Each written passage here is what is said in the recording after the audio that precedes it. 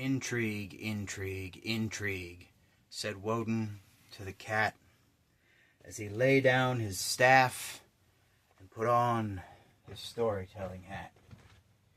And as the drum began to play, the night replaced the day. The Aesir all gathered round to hear what Woden had to say.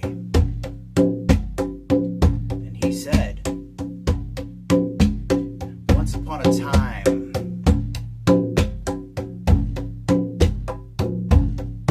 before Thor was Thor,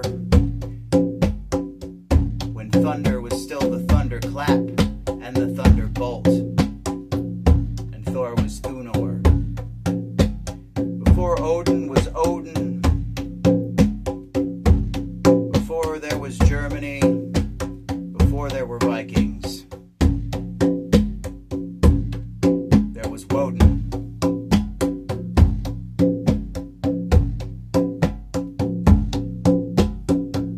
And there was Frig. Woden was the Allfather, and Frig, the queen of the Aesir, the mother, the beloved, the lover, the weaver.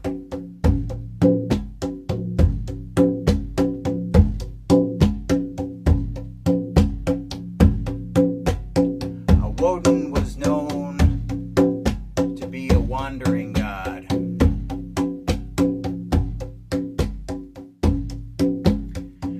And once he went to wander the 9 realms and climb the world tree Yggdrasil and hang himself, pierced by a spear for 9 days from the tallest branches, to gain a prize from that space between life and death.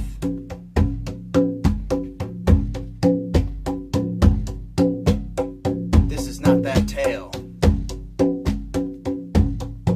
No, this is a tale of Frigg, the weaver, the goddess of wisdom, the queen of the Aesir.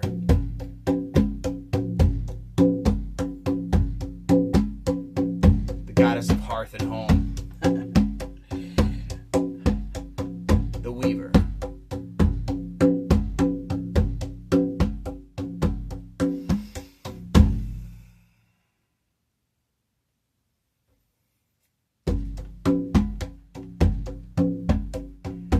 Woden had been gone so long, the Aesir began to grow afraid. They didn't think he was coming back. And so Woden's brothers divided the kingdom among themselves. And they married Frigg, Woden's wife, assuming he was dead. They needed her because she was half of what was needed to rule the kingdom of the gods.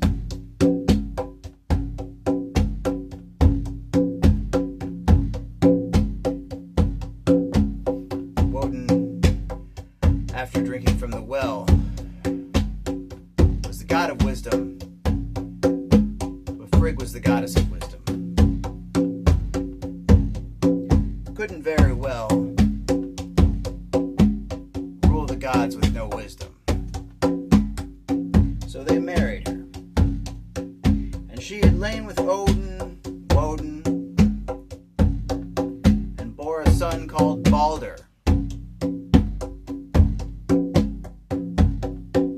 Balder was beloved among all the gods.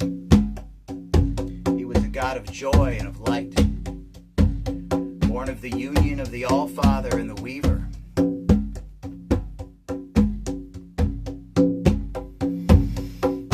And from Woden's brothers and Frigg was born Otter, the blind god. Otter. But among them, Balder beloved son. And he was beloved among all the gods. Of course he was. He was the god of joy and light. Who wouldn't like a guy like that? And one day, the gates of Valhalla burst open, and the horn sounded, announcing someone had entered.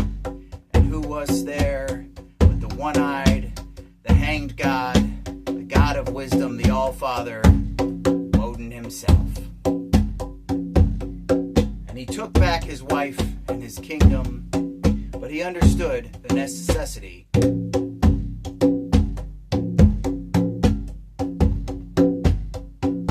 He understood the necessity of what had gone on in his absence. And it was worth the prize, but that was a tale for another time.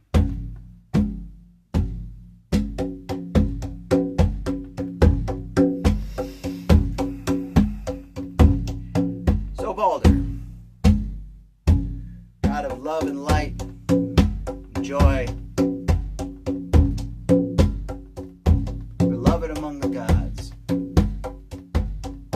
began to have nightmares predicting his death. Frig, his loving mother, the queen of the gods, went throughout the 9 realms, securing oaths from all the 9 realms.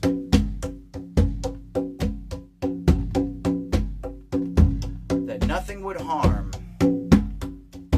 her son.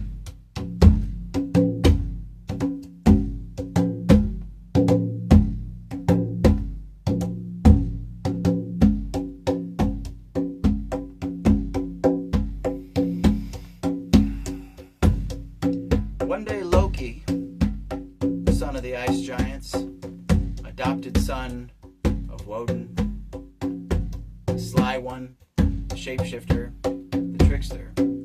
He came, disguised as the goddess of hospitality, asking questions that seemed innocuous to Frigg, and Frigg was fooled.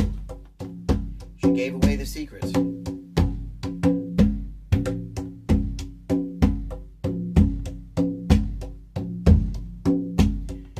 And when Loki heard how Frigg had gained oaths from all the realms, a glimmer came into his shape-shifted eye in the face of an old lady, the goddess of hospitality. And he knew that if he could find something that wasn't from any of the realms, didn't belong to any of the realms, that would be Balder's undoing. That was what he would form the weapon with that could kill Balder. Not because he was evil so much, just because he could. Because he was clever. Because he didn't like rules. The rule was, he didn't like impossibilities. If someone told him this god was invincible, not out of malice, but he wanted to kill him, just to prove that nothing was impossible. So he looked high and low and he found the frail, seemingly unimportant mistletoe. A plant with no roots. It's not of the earth, not of the sky. Grows in the branches of trees, below the sky, above the earth. Didn't belong to any of the 9 realms. Wasn't covered by the oaths. And from this he fashioned a dart. Now the gods were easily amused. They enjoyed binding Fenrir, the wolf, and watching him burst through his bonds. They enjoyed throwing weapons at Balder, the invincible god of light and joy. Watching the axes and arrows bounce off of him, they would laugh with delight, knowing that light and joy would never die. Well, during one of these games, Loki slipped up, placed the arrow, the dart, from Otter, the blind god. Well, Otter was blind, no one else was looking. Replaced it with the mistletoe dart. When Otter threw the dart, it struck Balder, and Balder died. And light and joy faded from Valhalla. The light was dead, and so was the joy.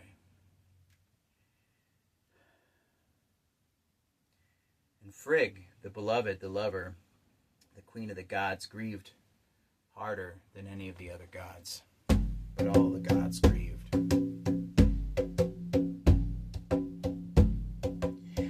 But she didn't give up, even in her overpowering grief. Not this one. Not the Weaver. She went to the underworld, where the god called Hell, H-E-L, goddess, ruled, and she asked if she could have her son back. And Hell agreed. But there was a condition.